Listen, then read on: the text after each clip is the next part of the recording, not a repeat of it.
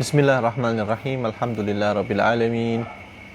Wassalatu wassalamu ala sayyidina wa nabiyyina Muhammadin sayyidil mursalin wa ala alihi wa sahbihi wa tabi'ina lahum bi ihsanin ila yaumiddin. Rabbi shrah li sadri wa yassir li amri wa hlul 'uqdatam min lisani yafqahu qawli bi jahin nabi wa sahbi wal ali. Amma ba'du. Alhamdulillah, puji syukur kehadirat Allah Subhanahu wa taala ala hadhihi ni'mah al-'azimah. Syukur kepada Allah Subhanahu wa taala yang masih memberi kita nikmat taufik wal hidayah, as-sihah wal afiyah, menjadikan kita orang-orang yang beriman, orang-orang yang mukmin billah, dan memberi kita kesempatan untuk mempelajari ilmu Rasulullah sallallahu alaihi wasallam. Ibadallah, insya-Allah pada malam hari ini kita akan melanjutkan lagi kelas kita dengan dua kitab seperti biasa, yaitu pada hari Jumaat, yaitu An-Nasaih Ad-Diniyah wal Wasaya Al-Imaniyah, yang ditulis oleh Al-Imam Al-Allamah Al-Habib Abdullah bin Alwi bin Muhammad Al-Haddad. Kitab tasawuf. Yang kedua adalah kitab Aqidatul Awam oleh Al-Allamah Syed Ahmad Marzuki Al-Maliki Al-Makki, yang disyarahkan oleh seorang kiai dari Indonesia, ya, nama Kiai Ihya, Kiai Ihya Ulumuddin, yang mana Kiai Ihya menulisnya berdasarkan syarah dari guru mulia beliau. Ketika masa belajar beliau, gurunya mensyarahkan, ditulis oleh beliau, dikumpulkan. Guru beliau adalah Sayyid Muhammad bin Alwi bin Abbas Al-Maliki Al-Hasani. InsyaAllah kita akan baca pada kitab tasawuf kita sampai kepada perkataan muallif. Qala al-muallif rahimahullahu ta'ala wa nafa'ana bihi wa bi ulumikum wa bi ulumihi wa bi ulumis salihin. Wa qaluhu ta'ala wa'tasimu bihablillahi jami'an wa la tafarraqu. Amrun bil i'tisam bidinillah wa huwa tamassuk wal akhd bihi wal istiqamah alayhi wal ijtima' ala dhalik wa nahyun an tafarruqi fihi li'anna al-jama'ata rahmatun wal furqata 'adab wa yadullahi ma'al jama'ati kama qala alaihi salatu wassalam walama kana qiyamu hadha ad-din asy-syarif fi aslihi bil ijtima' wal mu'awana wa ittihadil kalimah. Ini sudah kita baca ini, ya. Allah Subhanahu wa taala memerintahkan kita wa'tasimu bihablillahi jami'ah, yakni untuk kita selalu i'tisam, berpegang teguh, yaitu dengan apa? Bihablillah, dengan tali Allah Subhanahu wa taala. Maksudnya adalah al-Islam. Kita untuk berpegang teguh kepada ketakwaan, pegang teguh kepada Islam, wala tafarraqu, dan janganlah saling berpecah belah. Ya, kita dilarang oleh Allah Subhanahu wa taala untuk berpecah belah, sedangkan Islam mengajak kita untuk selalu bersatu.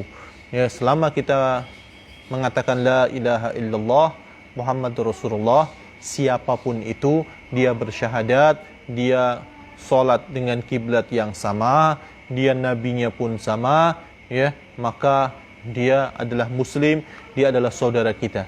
Kita ajak dia bersatu, jangan kita berpecah belah, apalagi hanya karena perbezaan faham masalah furu'.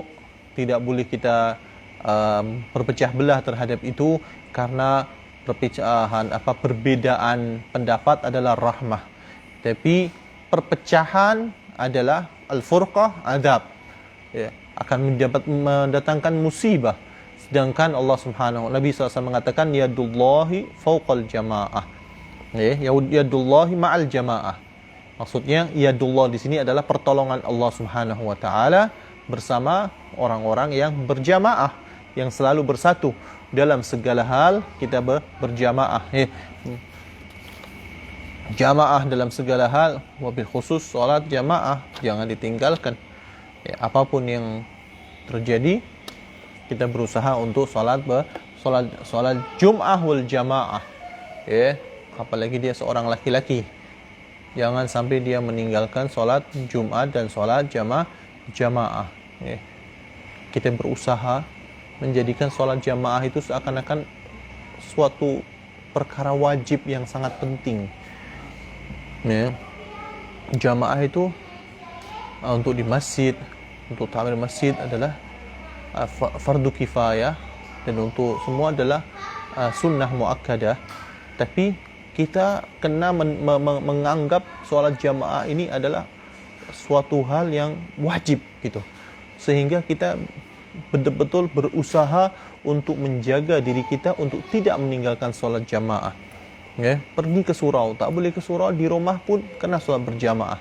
Berusaha untuk selalu solat jamaah, karena solatul jamaah tafdhulu min solatil fadhi bi 27 darajah. Orang solat jamaah pahalanya 27 kali lipat dari orang solat sendirian. Maka sangat sayang sekali kalau kita solat sendirian terus. Kalau kita solat jamaah, jalan kita menuju masjid atau surau, satu langkah sudah mendapat pahala, mengangkat derajat kita. Satu langkah pulang kita dari surau, satu langkah menghapuskan dosa-dosa kita. Ini sudah pahala yang sangat besar sekali.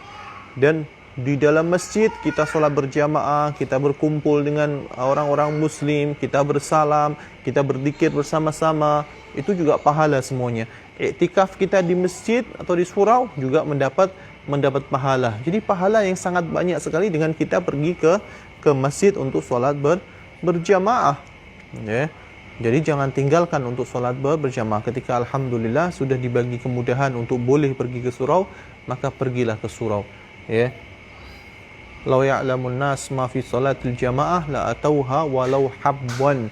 Kalau orang itu tahu apa fadilahnya sholat berjamaah, besarnya ganjaran orang yang sholat berjamaah, maka mereka akan berusaha untuk sholat berjamaah walaupun dengan datang ke surau, ke masjid dengan merangkak.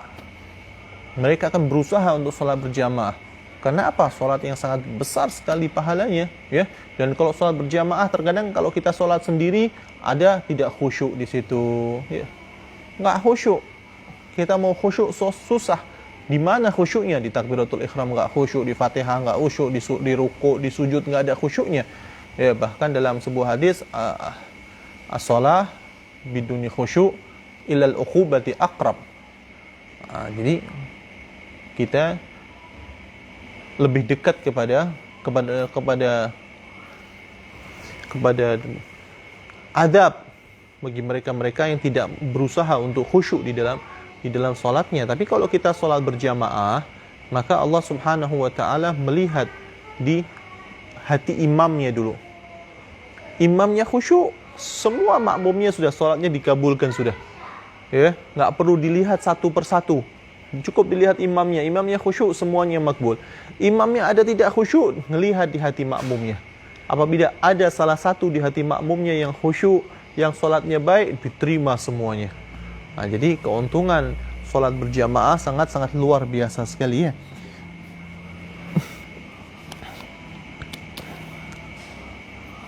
Wa qaluhu ta'ala wadhkuru ni'matallahi 'alaikum id kuntum a'da'an fa'alafa baina qulubikum.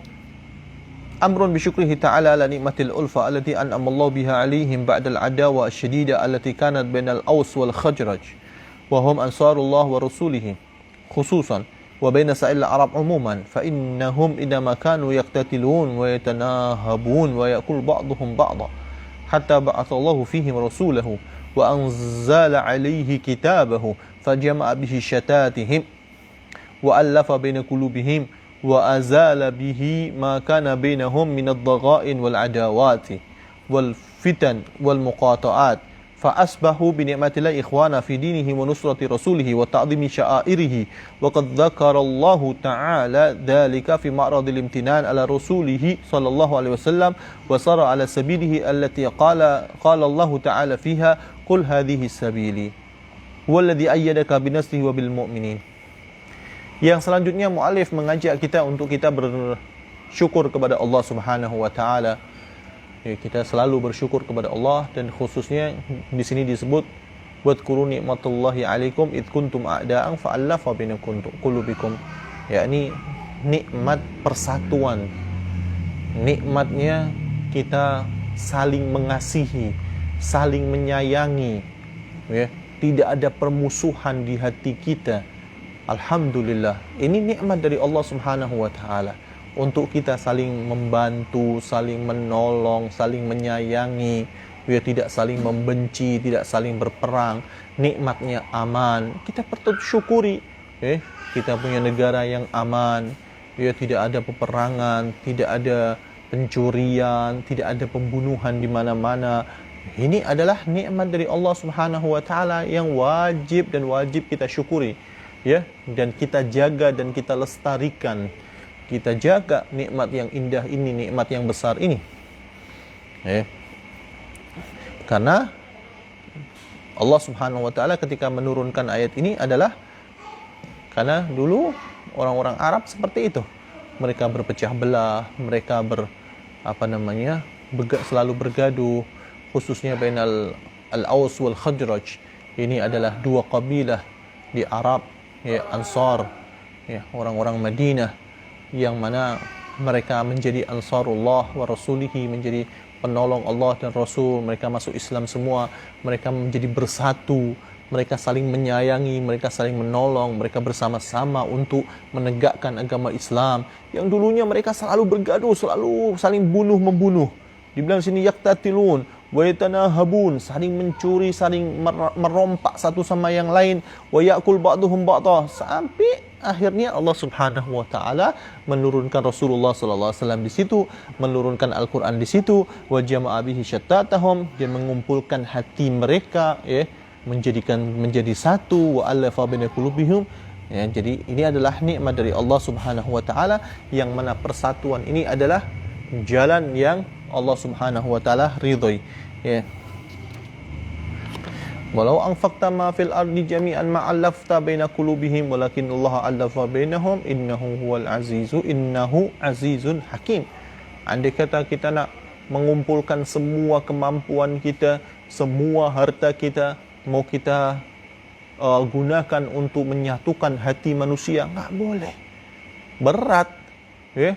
Tidak mudah itu untuk menyatukan hati orang antara dua orang saja. Ya, antara dua orang. Kita mau satukan hati mereka, kita mau supaya mereka saling tolong menolong, saling faham, itu susah. Ya. Kalau untuk memecah belah, cepat itu, mudah itu. Bikin batu api sikit, cepat pecah belah. Jangankan dua orang, satu ummah, satu negara, satu kaum, mudah untuk dipecah belahnya. Ya. Syaitan ikut di situ. Tapi untuk menyatukan, untuk membuat khususnya ala kalimat la ilaha illallah, maka itu tidak mudah. Ya, itu tidak mudah. Dan walau kita menginfakkan semua harta kita atau semua yang ada, yang kita miliki dari kekayaan dunia ini, kita tidak akan mampu kecuali yang taklif, yang menyatukan hati manusia adalah Allah Subhanahu wa ta'ala. Naam. Dan sah kamalan jawali خلاص موجود جوالي. Okey. Kemudian beliau mengatakan wa qaluhu ta'ala wal takum minkum ummatun ay jama'at yad'una ila al-khair wa huwa a'ni al-khair 'ala al-jumlah al-iman wa ta'a wa da'wah ila dhalika manzilatun indallah rafi'a wa qurba ila Allah wa qurbatun ila Allah 'azimah. Kemudian Allah Subhanahu wa taala berfirman wal takun minkum ummah. Jadilah kalian ummah, yakni jamaat, kelompok manusia. Ya. Yad'una ilal khair, yang selalu mengajak kepada kebaikan. Ilal khair adalah al-khair adalah kebaikan. Selalu mengajak kebaikan. Ya. Al-khair secara jumlah adalah taat kepada Allah, iman kepada Allah. Khair ke tak? Khair. Ya, beriman, mengajak kepada iman kepada Allah. Allah Subhanahu wa taala memerintahkan umat Nabi Muhammad SAW untuk menjadi da'i ilallah, untuk menjadi seorang pendakwah. Siapapun kita, ya, mau berdakwah, enggak menunggu nanti kalau sudah ilmunya sudah banyak, sudah alim besar, sudah hafiz Al-Quran baru dia berdakwah. Enggak. Berdakwah adalah nisabnya dakwah ilm adalah al-ballighu anni walau ayah. Sampaikan tentangku, tentang Islam walau satu ayat. Kita mendengar satu ayat, kita sampaikan. Kita mendengar satu hadis, kita sampaikan. Kemudian kita mengajak orang untuk salat berjamaah, mengajak orang untuk menjaga salat 5 waktu, untuk berpuasa, untuk membayar zakat, untuk bersedekah, untuk menambah iman kepada Allah Subhanahu wa taala. Ini adalah dakwah dakwah atas semua umat Islam. Ya, tapi dakwah juga kita enggak boleh dakwah yang di atas kemampuan kita enggak boleh. Ya, kita berbicara dalam berdakwah, kita berbicara apa-apa yang kita tidak tahu. Itu haram hukumnya. Ya. Kalau kita berdakwah, apa yang kita mampu, apa yang kita boleh. Kalau kita tidak tahu, jangan pernah malu untuk mengatakan la adri, saya tak tahu. Wallahu ta'ala a'lam. Wallahu a'lam, saya tidak tahu. Silahkan tanya ulama, silahkan tanya tuan-tuan guru, silahkan tanya para kiai, para ustaz, tanya pada mereka. Saya hanya menyampaikan, saya hanya mendakwahkan hal-hal apa yang saya tahu saja. Ya, karena nanti ditakutkan sebagaimana hadis Rasulullah SAW nanti di akhir zaman, kathirul khutaba wa qalilul ulama. Kathirul khutaba wa qalilul ulama. Ya, banyak para penceramah, tapi ulamanya, orang alimnya sikit. Ya. Kemudian fa'aftau bi ghairi ilm fadallu wa adallu.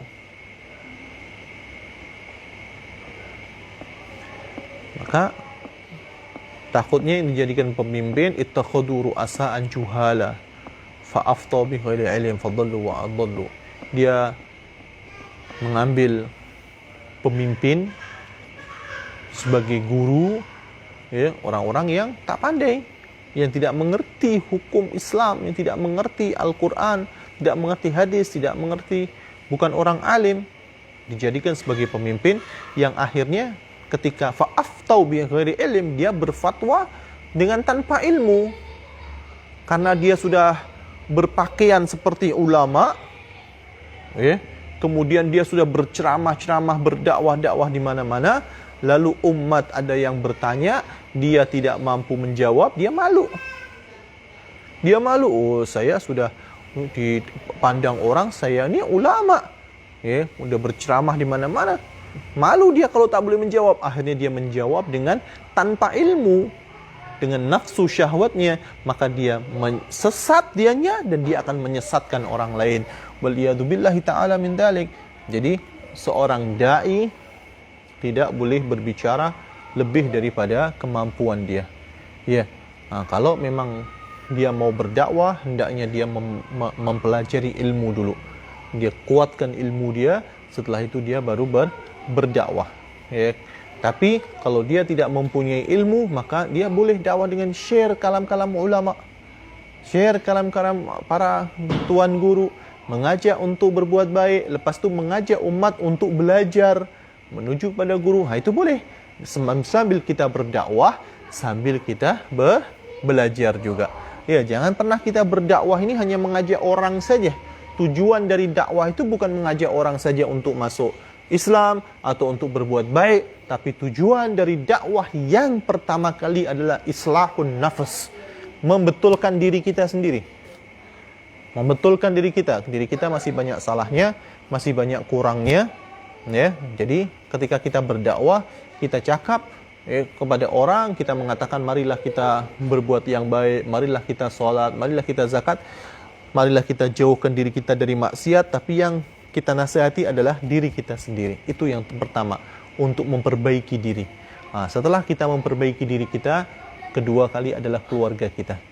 Ya, setelah keluarga kita, baru kita ajak orang-orang umat untuk memperbaiki diri, sebagaimana Allah Subhanahu wa taala berfirman, "Qu anfusakum wa ahlikum nara." Ya, selamatkanlah diri kamu dan keluarga kamu dari api neraka. Ya, dan dakwah ini adalah tugas yang sangat besar dan sangat mulia. Ya, ini adalah tugasnya para nabi.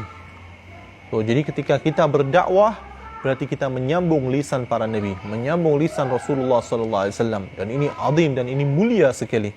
Ya. Wa dakwah ilallah manzilah indallah rafi'ah, kedudukan tinggi di sisi Allah. Wa qurbah ilallah azimah, dan ketaatan kepada Allah, ibadah. Kita berdakwah, khuruj kita kemana khuruj? Kita khuruj berdakwah 3 hari ke, 1 minggu ke, ya, 40 hari, walau 1 hari. Atau kita enggak khuruj tapi kita mengajar di rumah dengan live. Ini sudah termasuk dakwah. Ya, dakwah bukan berarti harus khuruj. Dakwah di mana-mana. Di rumah kita dakwah, terhadap diri kita dakwah. Dengan anak dan istri kita berdakwah. Kita baca kitab bersama mereka, kita ajarkan kepada mereka, kita kenalkan keluarga kita kepada Allah, kepada Rasul, itu pun dakwah. Ya, setelah itu kita khuruj dakwah. Ya, khuruj dakwah pun juga ibadah. Ya, selama niatnya baik.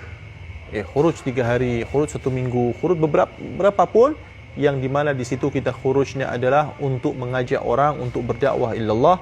Ini adalah ketaatan kepada Allah Subhanahu wa taala, dan ini adalah ibadah yang sangat azimah, yang sangat agung sekali, yang sangat mulia sekali. Dan qala sallallahu alaihi wasallam, sebagaimana Rasulullah SAW bersabda, "Man da'a ila hudan kana lahu minal ajri mithlu ujuri man tabi'ahu min ghairi an yanqussa min ujurihim syai'. Wa man da'a ila dhalalah kana 'alaihi minal ithmi mithlu athami man tabi'ahu min ghairi an yanqussa min athamihim syai'a." Orang yang mengajak kebaikan, mandalla ala khair, dalam hadis yang lain, ad-dal 'alal khair kafa'ilih. Orang yang mengajak kebaikan itu sama seperti dia melakukan kebaikan itu. Jadi ketika kita keluar, kita berdakwah, kita mengajak orang, kita mengajar, menjadi guru, ya, mengajarkan alif, ba, ta, tha, jim, ha, ho, sampai anak itu boleh membaca Al-Quran. Ya, ketika nanti setiap kali dia membaca Al-Quran, pahalanya kepada kita. Karena kita gurunya, karena kita yang mengajar orang ini. Ya, dan orang ini mengajarkan kepada muridnya lagi, mengajarkan kepada anaknya, anaknya mengajar lagi, sampai yaumul qiyamah enggak terputus pahala kita. Inilah yang dinamakan dengan pahala sedekah jariyah, ilmu yang bermanfaat. Jadi walaupun kita sudah di dalam kubur, tapi pahala itu masih terus bersama kita, tidak akan pernah terputus sampai yaumul qiyamah. Ya. Begitu juga dengan maksiat jariyah, waliyadzubillah. Kalau ada sedekah jariyah, ada juga maksiat jariyah. Di sini bilang, "Wa man da'a ila dhalalatin kana 'alaihi minal itsm mithlu athami man tabi'ahu min ghairi an yanqussa min athamihim syai'." Begitu juga ketika kita mengajarkan hal yang buruk kepada seseorang, maka satu kali dia berbuat buruk, maka dosanya kita akan kena juga. Kenapa? Karena dia tahu perbuatan buruk ini, dia tahu maksiat ini dari siapa? Dari kita yang mengajarkan. Terus selama dia masih berbuat maksiat itu kita juga akan dihukum. Waliyadzubillah. Jadi jangan sampai kita, makanya kalau maksiat sembunyi. Maksiat haram, tapi Allah sudah tutup kita maksiat. Ya, sudah disembunyikan maksiat kita, jangan kita buka-buka. Atau kita melihat orang lain berbuat maksiat, kita ngelihat orang lain ada berbuat maksiat, jangan malah kita share maksiat dia, kita buka-buka aib dia. Sedangkan Allah telah tutup aibnya, tapi kita yang membukanya. Kita yang membuka aib kita sendiri. Ini dosanya lebih besar. Intihak satrillah. Lianna Allah Subhanahu wa taala idza satara ghafar. Allah kalau menutup, innallaha idza satara ghafara. Ya, Allah kalau sudah menutup, itu tandanya Allah mau mengampuni. Ya, jangan malah dibuka. Ini orang bermaksiat di malam hari dengan sembunyi-sembunyi, ya. Lepas tu pagi harinya dia cerita. Dia kabarkan, oh semalam saya berbuat maksiat dengan perempuan ini, atau dengan saya mencuri ini, atau saya berbuat apa saja maksiat-maksiat yang ada lah, minum khamr ke, berjudi ke, ya, atau apa saja, handphone ke, ya, maksiat dengan handphone dia bagi-bagi. Oh ni maksiat seperti ini, maksiat seperti ini di handphone. Allah sudah tutup, Allah sudah rahasiakan, tapi kamu yang membukanya. Seakan-akan kamu merobek satir, hijab Allah Subhanahu wa taala. Ini dosanya lebih besar daripada maksiat yang diperbuat itu. Jadi kalau berbuat maksiat, menyesal, bertaubat, ya, jatuh di maksiat lagi, bertobat lagi, jatuh lagi, bertobat lagi, jangan malah dicerita-ceritakan. Itu dosa maksiat sendiri. Apalagi ini maksiatnya orang lain. Senang sekali, bahagia dia kalau suruh men-share maksiatnya orang lain atau masalahnya orang lain. Ada orang lain punya masalah di keluarganya, oh share, bincang-bincang. Oh jadi kalau Indonesia bilang gosip tuh, apa di sini? Gosip ini menceritakan masalah keluarga. Oh ini keluarganya artis-artis contohnya sedang masalah cerai dengan keluarganya. Dia berbincang, dia dengan bahagia, dia merasa itu sudah dosa kita membuka aib orang lain, juga dosa kita menggibah orang. Ya, setiap kita satu, apalagi share-nya di media sosial. Ya, Facebook, Twitter, wah dibincang itu, share, Telegram, Instagram, WhatsApp, semua disebarin. Setiap orang yang melihat, kita kena dosanya. Karena kita yang menyebarkan itu semua. Jadi jangan sampai man satara musliman satarahullah. Orang yang menutup aib seorang muslim, maka Allah akan tutup aibnya. Satu kali kita buka aib orang muslim, waliyadzubillah, mungkin Allah akan buka aib kita juga. Na'udzubillah. Kita terlalu banyak aib. Kalau kita mau buka aib orang lain, kita lihat aib kita sendiri. Ya, ketika seseorang menyibukkan dirinya dengan urusan aib dirinya sendiri, maka dia nggak ada masa untuk mencari-cari aib orang lain, karena dia sibuk dengan aibnya sendiri. Ya, jadi hati-hati dengan fitnah yang luar biasa ini, yang sudah banyak sekali, khususnya di zaman kita, begitu mudahnya untuk menyebarkan aib-aib orang, ya, mengaibkan orang. Jangan sampai, ya, karena orang yang maka menutup aib sesama muslim, maka Allah akan tutup aibnya. Ya. Jangan kita bahagia dengan aib orang lain, karena aib kita juga lebih banyak lagi. Mungkin orang yang kita lihat dia punya aib, yang kita sebarkan aibnya, mungkin dia di saat itu dia bertaubat dan taubatnya diterima oleh Allah Subhanahu wa taala, sedangkan kita belum bertaubat dari aib-aib kita. Kita belum bertobat dari maksiat-maksiat kita. Maka insya-Allah kita kena selalu beristighfar kepada Allah. Kita kena selalu kembali kepada Allah Subhanahu wa taala, dan kita selalu muhasabah diri kita. Ya, jangan kita memandang orang lain dengan pandangan rendah, siapapun dia, walaupun dia ahli maksiat sekalipun. Jangan pernah, tapi pandanglah diri kita yang dengan pandangan yang su'dhan, pandangan rendah. Jangan pernah pandang diri kita dengan pandangan mulia sedikit pun. Jangan pernah pandang diri kita dengan pandangan husnudzon. Enggak, kalau dengan diri kita pandang dengan pandangan yang su'dhan, prasangka buruk, dengan yang pandangan rendah untuk diri kita.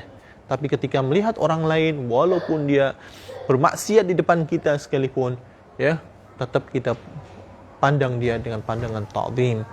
Ya, apalagi mereka ada di dalam hatinya kalimatut tauhid.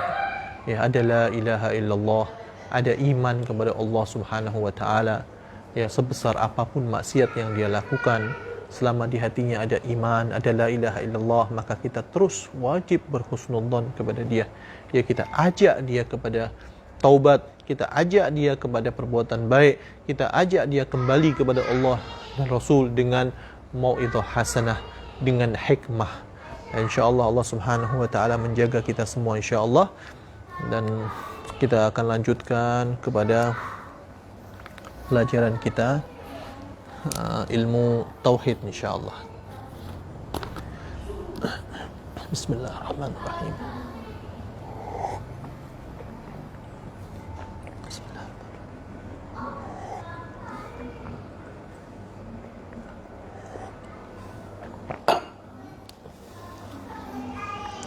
Alhamdulillah. Jalahu akbar. Rahmati wal minsyallah.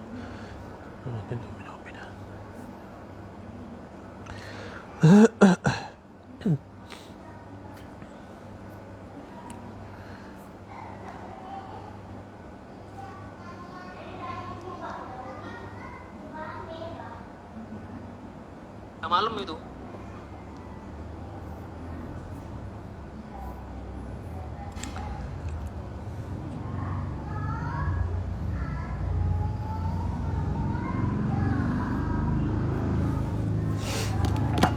Bismillahirrahmanirrahim.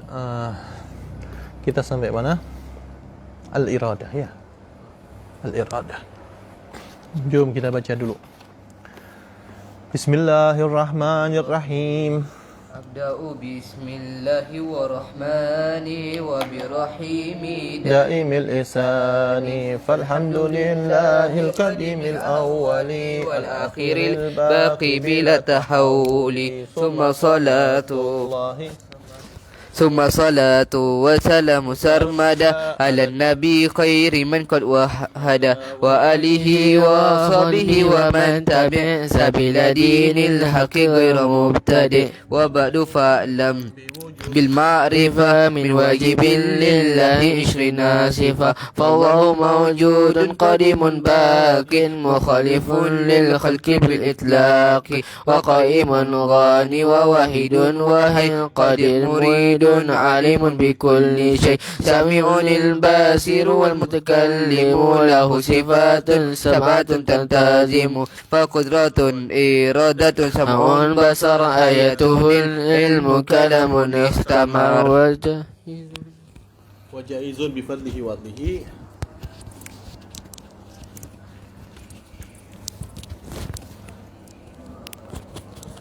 Bismillahirrahmanirrahim. Iradah. Kita sampai kepada al-iradah, kehendak Allah Subhanahu wa taala. Ya, Allah Maha menghendaki segala sesuatu. Yukhassis kullu mumkin bi ba'di ma yajuzu alaih. Yurid, yakni iradah. Allah Maha menginginkan, maha kehendak. Tidak ada yang boleh untuk melawan kehendak Allah Subhanahu wa taala. فهو سبحانه وتعالى له أن يتصرف في الكون حسب مشيئته وإرادته وحكمته فيجعل هذا طويلا أو قصيرا أو حسنا أو قبيحا أو عالما أو جاهلا في هذا المكان أو في غيره. Allah Subhanahu wa taala boleh dan berhak untuk berbuat apapun di alam semesta ini menurut kehendak Allah Subhanahu wa taala. Allah berhak untuk membuat orang itu tinggi, orang itu pendek, orang itu kecil, orang itu besar, orang itu handsome, orang itu tak handsome. Ya, orang itu menjadi orang alim, orang itu menjadi orang bukan tidak berilmu, ya. Menjadikan ini tempatnya di sini, tempatnya di sana, ya. Ini semua Allah Subhanahu wa taala berhak untuk melakukannya.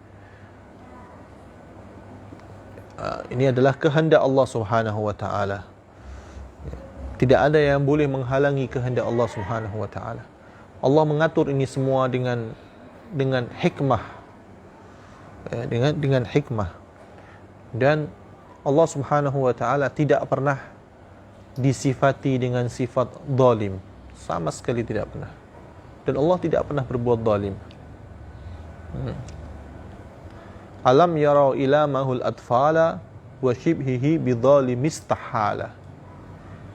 Jadi ketika Allah Subhanahu wa taala, ya, terkadang anak baby ada yang sakit jantungnya, ya, ada yang sakit keras, panas tinggi, ada yang sampai kurang upaya, ya, sampai ada yang meninggal, ya. Dia enggak punya salah, enggak punya dosa. Tapi kenapa Allah Subhanahu wa taala bagi dia penyakit yang seperti ini? Ya. Apakah Allah tidak adil? Tidak. Bukan seperti itu. Allah tidak bisa disifati dengan kata-kata tidak adil. Allah tidak bisa disifati dengan kata-kata zalim. Kenapa? Karena semuanya adalah makhluk Allah. Semuanya adalah ciptaan dari Allah Subhanahu wa taala. Allah berhak untuk melakukan kepada makhluknya apapun yang Allah kehendaki. Ya, karena Allah di balik itu semua, Allah menyembunyikan, Allah meletakkan rahmah, kasih sayang yang sangat besar. Ya. Bahkan sayangnya Allah Subhanahu wa taala kepada hambanya lebih besar daripada sayangnya seorang ibu kepada anaknya. Ada satu orang ibu yang kehilangan anaknya. Ya, di padang pasir kehilangan anaknya. Nangis, rindu kepada anaknya. Rindu pada anaknya. Mana anakku, dia sangka anaknya sudah meninggal. Ya. Seperti Nabiullah Ya'qub ketika kehilangan Nabiullah Yusuf. Betapa sedihnya. Ya. Sampai matanya menjadi buta karena sering menangis. Bersedih. Suatu ketika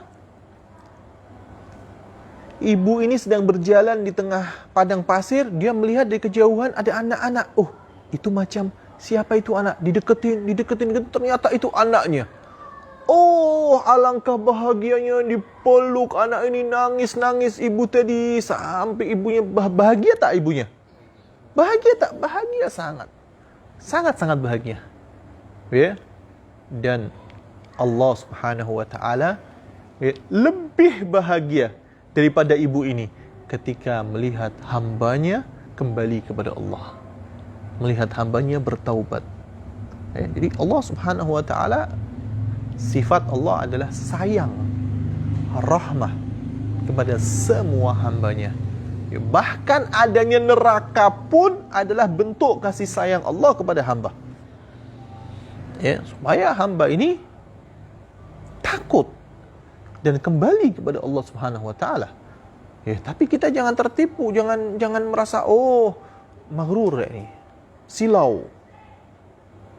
Tergiur atau dia maghrur dengan Allah Maha Pengasih, Allah Maha Pengasih, Allah Maha Penyayang, Allah akan sayang kepada kita, Allah akan merahmati kita. Tapi dia tidak taat kepada Allah. Dia malah jauh dari Allah, dia malah bermaksiat, banyak berbuat maksiat, lepas itu dia bilang Allah sayang kita, Allah sayang kita, Allah sayang kita. Sedangkan dia bermaksiat selalu. Allah sayang, betul Allah sayang kita, Allah sayang dengan semua hamba-hambanya. Tapi sayang Allah ada syaratnya. Ya, bagi hamba-hamba yang taat kepada Allah. Allah sayang pada kita, betul ketika kita mau taat kepada Allah, mau sayang juga kepada Allah, mau menjalankan semua perintah Allah dan menjauhi larangan Allah. Tapi kalau kita terus berbuat maksiat, secara zahir, secara batin, di ketika nggak ada orang kita bermaksiat, kita takutnya sama manusia bukan sama Allah. Lepas itu kita masih mau Allah sayang kita masih mau mendapat rahmat Allah. Allah juga selain Allah Rahim, Rahman, Allah juga syadidul iqab. Ya, wa adabuhu alim. Adabnya Allah sangat pedih.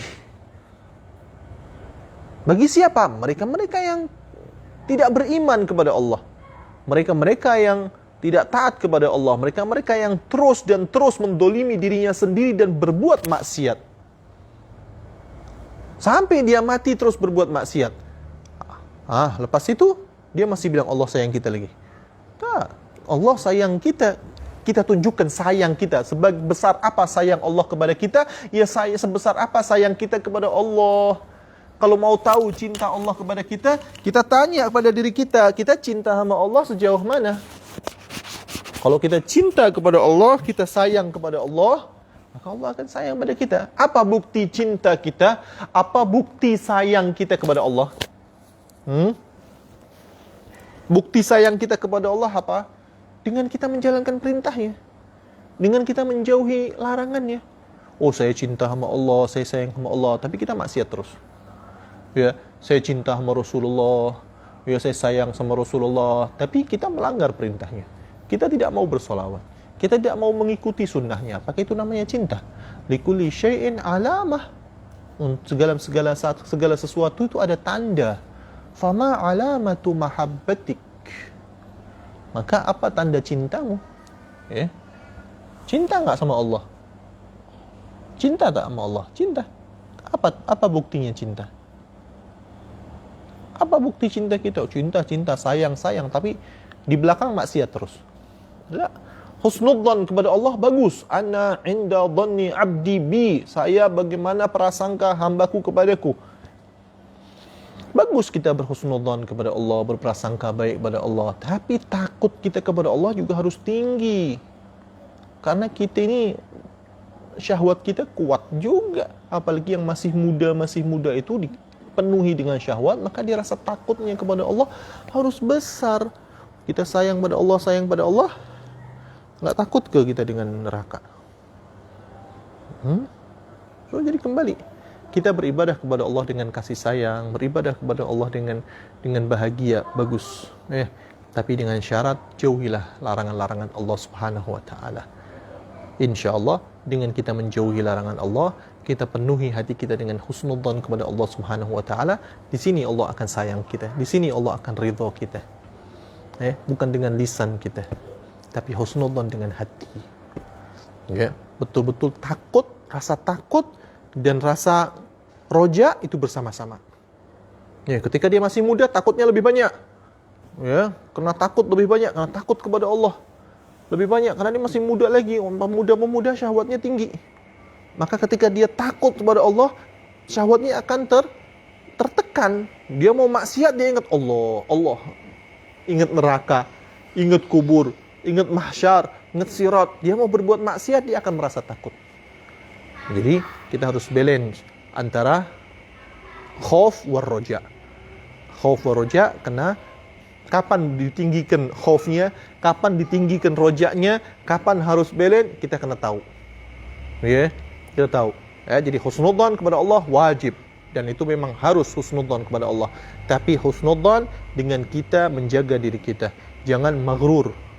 Jangan terbuai dengan kata-kata Allah sayang, Allah rahim, Allah karim, Allah jud, Allah maha pengampun, Allah maha pengasih, Allah maha rahman, Allah maha rahim. Tapi kita terus berbuat maksiat.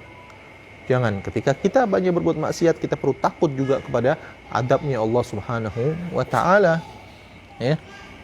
Allah Subhanahu wa taala berfirman, "Innama qauluna li syai'in idza aradnahu an naqula lahu kun fayakun." Wa qala ta'ala wa rabbuka yakhluqu ma yasha wa yakhtar ma kana lahumul khiyara subhanallahi wa ta'ala amma yusyrikun. Jadi Allah Subhanahu wa taala ketika menghendaki sesuatu, menginginkan sesuatu, Allah hanya mengatakan jadi, maka terjadilah. Apapun yang Allah kehendaki, maka semua akan terjadi. Allah menciptakan syurga, menciptakan neraka, menciptakan makhluk, itu hanya dengan mengatakan kun, jadi. Allah Subhanahu wa taala menciptakan segala sesuatu dan Allah memilih. Allah Maha memilih. Allah menjadikan pilihan-pilihan Allah Subhanahu wa taala. Yang ini lebih afdolkan daripada yang lain, itu hak Allah. Hak Allah, kita enggak bisa, tidak boleh untuk protes. Enggak bisa. Dalam tahun aja, dalam hari-hari, ada hari yang lebih mulia daripada hari yang lain, ada? Apa yang lebih afdol? Hari yang paling afdal apa? Hari Jumat. Afdalu ayyamikum yaumul jum'ah, kata Rasulullah. Sayyidul ayyam yaumul jum'ah. Lebih afdal. Ada satu tahun, ada bulan yang paling mulia. Bulan apa? Bulan Ramadan. Jadi Allah Maha memilih. Allah menjadikan bulan Ramadan lebih mulia daripada bulan-bulan yang lain. Allah menjadikan bulan Syahrullah al-Hurum, Syahrul Haram, seperti Dzulqa'dah, Dzulhijjah, Muharram dan Rajab. Itu lebih mulia daripada bulan-bulan yang lain. Itu hak Allah. Allah menjadikan dari para rasul, para rasul ada sebagian lebih afdal daripada yang lain. Dari semua nabi-nabi, semua rasul yang paling afdal siapa? Ulul azmi, 5 nabi lebih afdal daripada yang lain. Itu hak Allah. Boleh?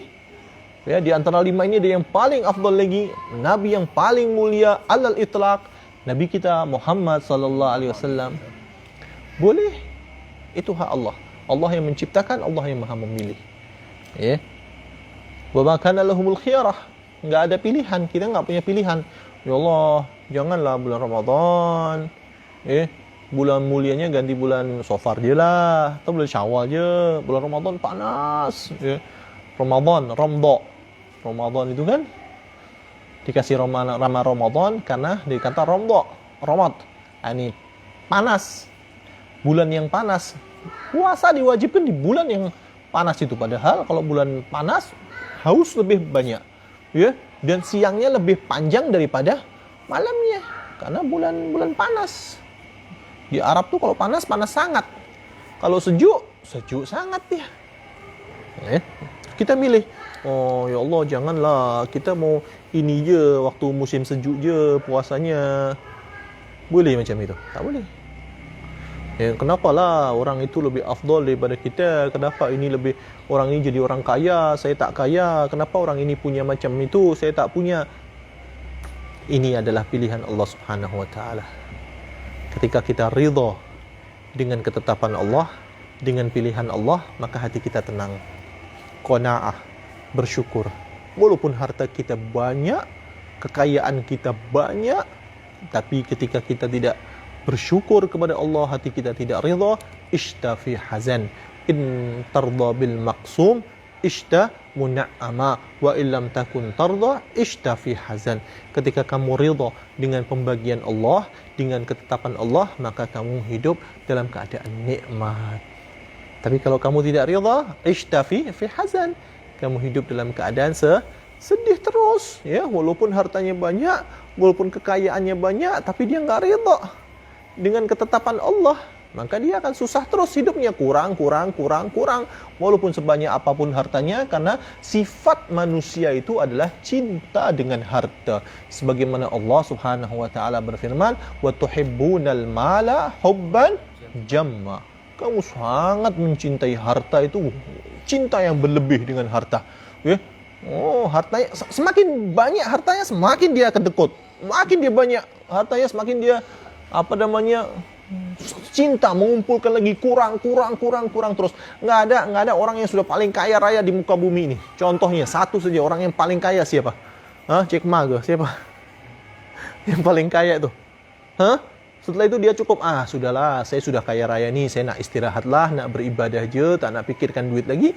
Duitnya udah banyak, dimakan 7 keturunan tak habis-habis. Mungkin enggak dia mengatakan, sudahlah, saya nak berehat, saya nak beribadah, saya nak pergi ke tahfiz deh, menghafalkan Al-Quran. Hartanya udah banyak. Merasa cukup. Ada? Enggak. Dia terus kurang. Wah, bisnis lagi, tambah lagi. Tambah lagi. Tidur enggak nyenyak. Waduh, cari uang, gini. Call sana, call sini. Enggak tenang. Tapi orang-orang yang punya hati qanaah, dia hidupnya tenang. Dan ketika hidupnya tenang, Allah bagi rizki banyak buat dia.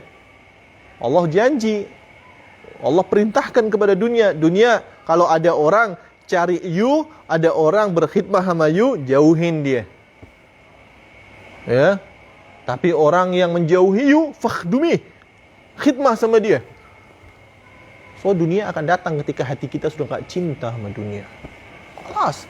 Ini sudah ketetapan Allah, ini sudah janji Allah, ini sudah firman Allah, sudah perkataan Rasulullah, dan sudah dibuktikan oleh para salaf-salaf sampai hari kita sekarang. Orang yang hatinya penuh dengan cinta dunia, mencari-cari dunia, dia nggak akan dapat dunia. Tapi ketika kita qanaah, kita nggak cinta dunia, kita tawakal pada Allah, dunia yang akan berkhidmah untuk kita. Nah, insyaAllah. Naam. Subhanallah wa ta'ala amma yushrikun. Wa qala ta'ala kulillahumma malikal mulki tu'til mulka man tasha' wa tanzi'ul mulka mimman tasha' wa tu'izzu man tasha' wa tudillu man tasha' biyadikal khair innaka ala kulli syai'in qadir. Katakanlah, Allahumma ya Allah malikal mulki, pemilik, Tuhan dari, raja dari segala diraja. Allah memberikan kemuliaan kerajaan kepada siapa yang Allah kehendaki, dan Allah mencabut dengan siapa yang Allah kehendaki. Khalas, semua milik Allah. Kita dapat, alhamdulillah. Tak dapat, alhamdulillah. Selalu bersyukur. Ya, ini semua milik Allah. Allah yang memberi, Allah yang mengambil. Ya, kita milik Allah dan kita akan kembali kepada Allah. Wa tanzi'ul mulka mimman tasha' wa tu'izzu man tasha' wa tudillu man tasha'. Allah memuliakan siapa-siapa yang Allah kehendaki, dan Allah merendahkan, menghinakan siapa-siapa yang Allah kehendaki. Alhamdulillah. Ya, ketika kita bersyukur, hati kita tenang. Ya. Kalau udah tenang, senang. Udah senang, menang. Kalau kita tenang hati kita akan hidup senang nggak? Tenang, karena hatinya selalu tenang. Ada alhamdulillah, nggak ada pun alhamdulillah. Tenang selalu hatinya. Ini akan senang. Kalau udah senang, tenang, ridho, insya Allah dia akan menang. Dengan apa? Faiz bil ridho Allah subhanahu, bi ridho Allah. Faiz bil jannah. Iya, na'am. Biadikal khair. Ya Allah, di tanganmu lah semua kebaikan. Innaka ala kulli syai'in qadir. Ya Allah, Engkau mampu terhadap apapun. Jadi kita mengucap Allahumma malikal mulki tu'til mulka man tasha' wa tanza'u mimman tasha' wa tanza'ul mulka mimman tasha' wa tu'izzu man tasha' wa tudillu man tasha' biadikal khair. Innaka ala kulli syai'in qadir. Ketika kita ada mendapatkan kenikmatan, kedudukan, naik pangkat, dapat harta banyak, kita baca ayat ini. Kita baca ayat ini. Jadi kita nggak maghrur, Baba. Jadi kita nggak sombong. Ini milik Allah.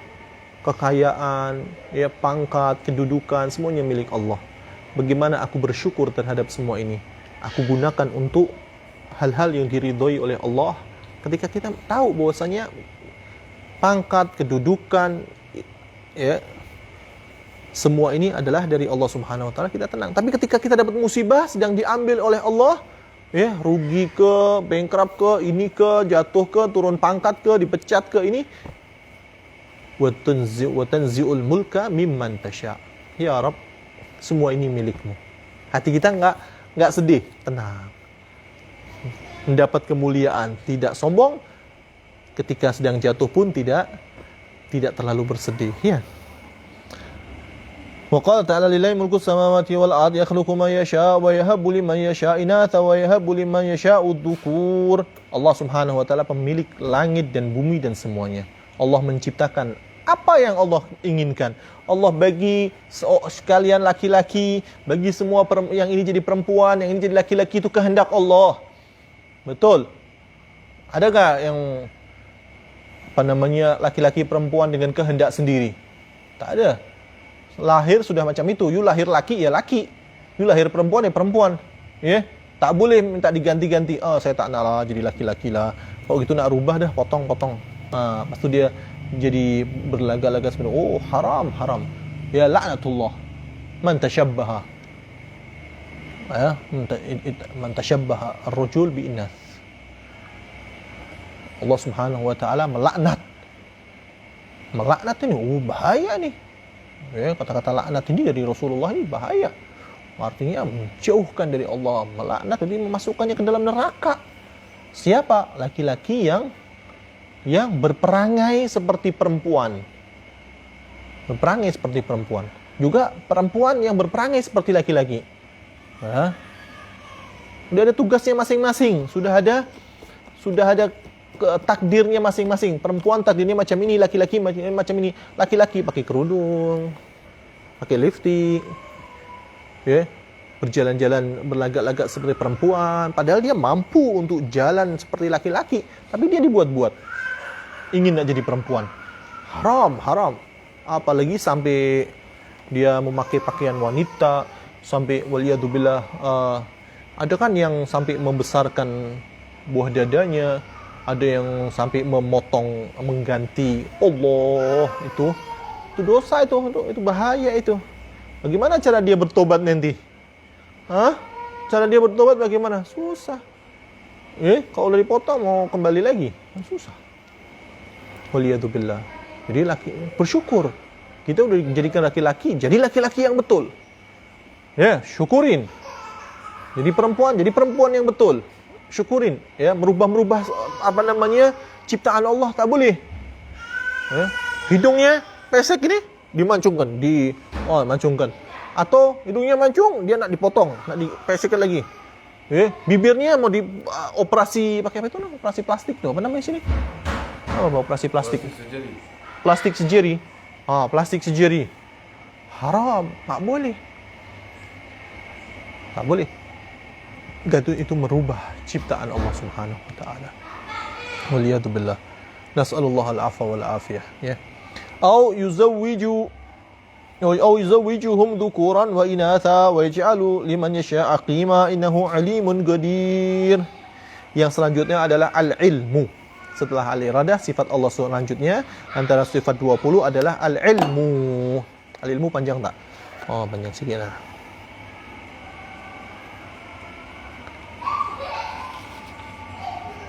Panjang sikit lah. Boleh baca ya? Masih ada berapa minit? 1 minit lagi. 1 minit lagi. Tak apalah. InsyaAllah kita al-ilmu kita lanjut pada minggu yang hadapan insyaAllah. Semoga bermanfaat bagi kita semua. Kalau mau mendengarkan, tolong didengarkan dari awal, jangan setengah-setengah, karena ini ilmu tauhid, takut nanti terpotong-potong, nanti salah dalam memahami. Dengarkan baik-baik. Kalau ada yang tidak faham, boleh tanya insyaAllah. Semoga kita semua mendapat rahmat dari Allah Subhanahu wa taala. Kita dijauhkan dari maksiat, kita diberi taufik oleh Allah untuk terus beribadah, berbuat kebaikan, berdakwah ilallah, berdakwahlah ilallah. Keluarlah dalam berdakwah. Walau satu kalimat, walau satu hadis, walau satu perbuatan baik kita ajak, itu di sisi Allah Subhanahu wa taala sangat mulia sekali. Berdakwahlah ilallah di rumah kita. Belajarlah ilmu, karena belajar ilmu juga dakwah ilallah. Menghafalkan Al-Quran, menghafalkan hadis, mempelajari ilmu. Ini semua adalah amal-amal yang kita perlukan, yang sangat-sangat kita perlukan di masa kita sekarang ini. Umat memerlukan kita dalam berdakwah. Berdakwah di media sosial, Twitter, Facebook, Instagram, Telegram, itu semua pun dakwah. InsyaAllah itu semua pun tertulis sebagai khuruj kita fisabilillah. Dengan kita duduk di rumah tapi kita terus berdakwah, share kalimat-kalimat yang baik, share ilmu, share ayat-ayat Al-Quran. Ini satu orang kalau sudah di macam Facebook, berapa banyak orang yang melihat. Kalau kita punya pedang, kita boleh membunuh satu orang. Satu tembakan, bunuh satu orang. Tapi satu kalimat, kita bisa mempengaruhi banyak orang. Dengan kalimat-kalimat kita, dengan ajakan-ajakan yang baik, maka akan menjadikan sebagai sedekah jariah kita insyaAllah. Cukup sampai di sini insyaAllah. Semoga bermanfaat bagi kita semua. Aqulu qawli hadha wa astaghfirullah li wa lakum wal afu minkum. Wassalamualaikum warahmatullahi taala wabarakatuh.